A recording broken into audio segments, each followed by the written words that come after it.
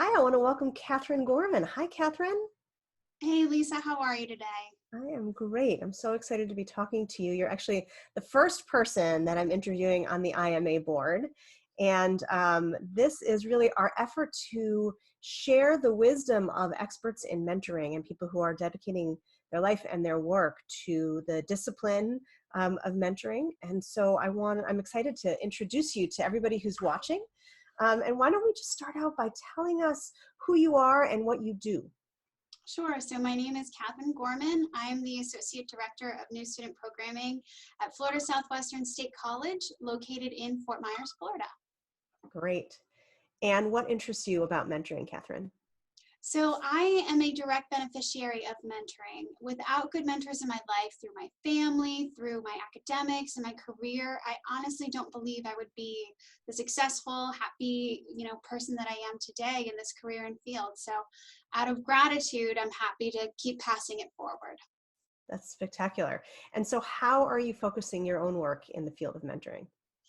So at my previous institution, I oversaw, developed 10 different mentoring programs in various capacities, though most of my work has been peer-to-peer mentoring. In my current role, I oversee a peer mentor program that partners with faculty in a first-year seminar class. And in addition to that, my PhD research involves career mentoring of humanities students and the impact it can have on them. That's great. So tell me, what do you think is the most important organizational factor for success in mentoring? Well, mentoring success requires commitment, and research shows that mentoring is meant to be mutually beneficial.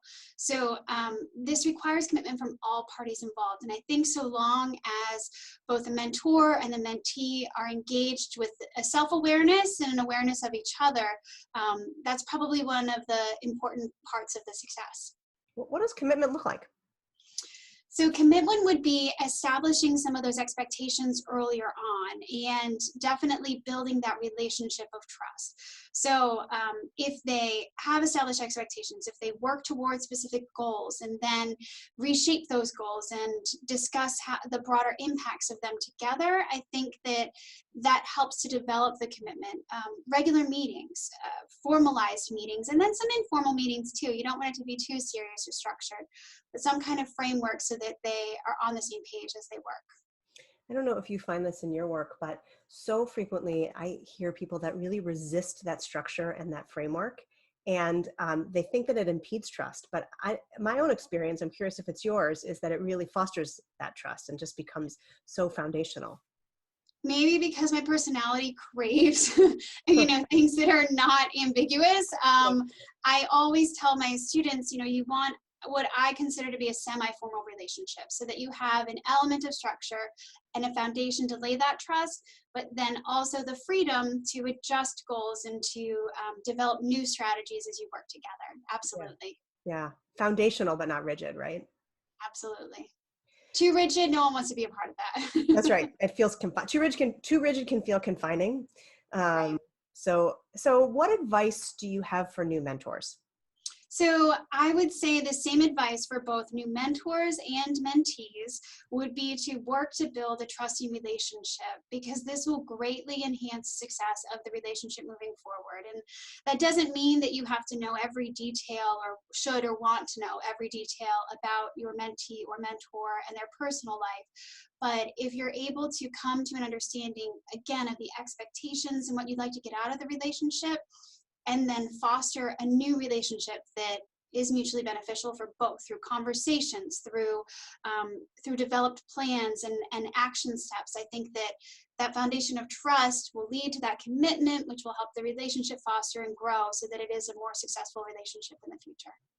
And this is a question that I know you haven't prepared, but just out of curiosity, you deal with students primarily. So what do you see as the biggest derailers of successful mentoring for the students? Would you say for the mentees or the mentors? Well, now I'm curious for both.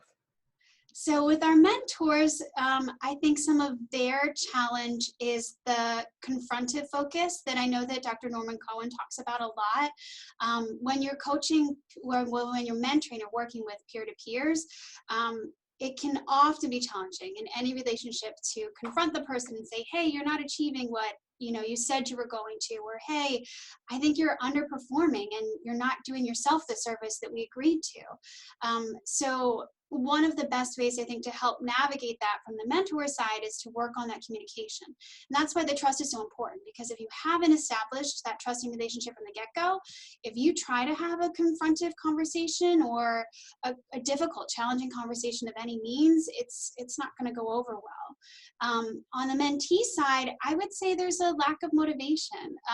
And so that's something that you have to decide early on as a mentee, that you want to be committed to the program, and that you're giving these resources, that it's up to you to take advantage of them, whether it be the mentor or other things on the campus and in higher education and further. So those would be the two, I think, challenges that we see most. Yeah, and it's interesting. I don't deal with students, but you see those really the most in the whatever the correlation is in the corporate and the organizational world. Honestly, Well. Lisa, whatever you imagine is probably accurate. I don't assume. We're still working with adults, nevertheless. And Yeah. I think those barriers are up. Yeah, absolutely. Absolutely. And, I think to me, the biggest barrier for mentors to establish that trust is when they're not vulnerable also, and they don't share that they've been through what the student is going through. It's going to be a lot harder to develop those to have those confrontive conversations. So Definitely. I I appreciate agree. that point. Okay, so my last question for you is, what's happening in the field of mentoring that's most exciting for you? So within the field of mentoring surrounding my career, I'm looking at the research of how mentoring impacts humanities students and their career development.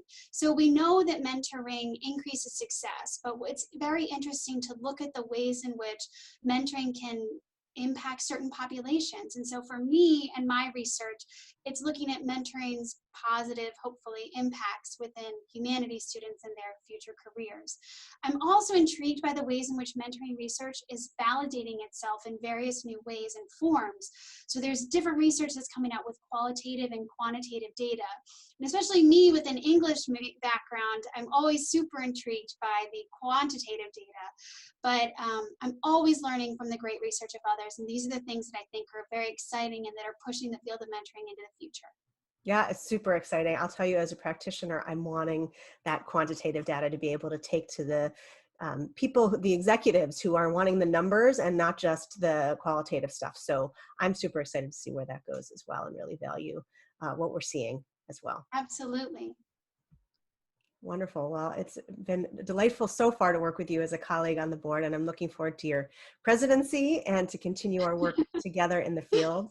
And thank you so much for being a part of this interview. And I'm looking forward to having people comment in the comments below on the YouTube channel as well. Likewise. Thanks, Lisa. Thank you.